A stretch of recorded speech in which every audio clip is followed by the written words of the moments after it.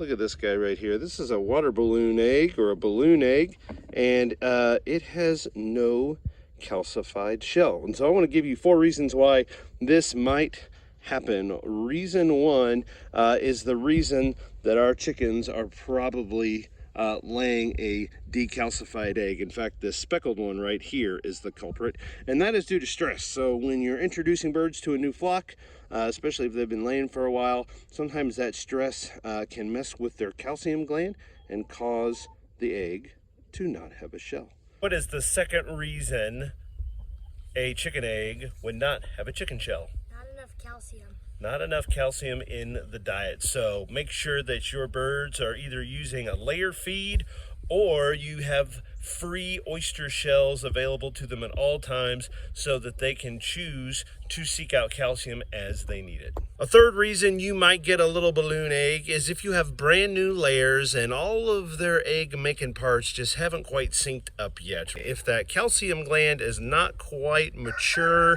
and not properly working yet, oftentimes you might get an egg that looks like this little water balloon egg. When you get to be old, like the father in a homestead, eventually those parts start to wear out. Sometimes that gland gives out while the remainder of the chicken is still trying to pump out eggs. And once again, you get a water balloon egg. The most serious reason for a shellless or water balloon egg would be disease. And the telltale sign of it being a disease outbreak is if you see multiple chickens laying these shellless or shelled eggs that have damage.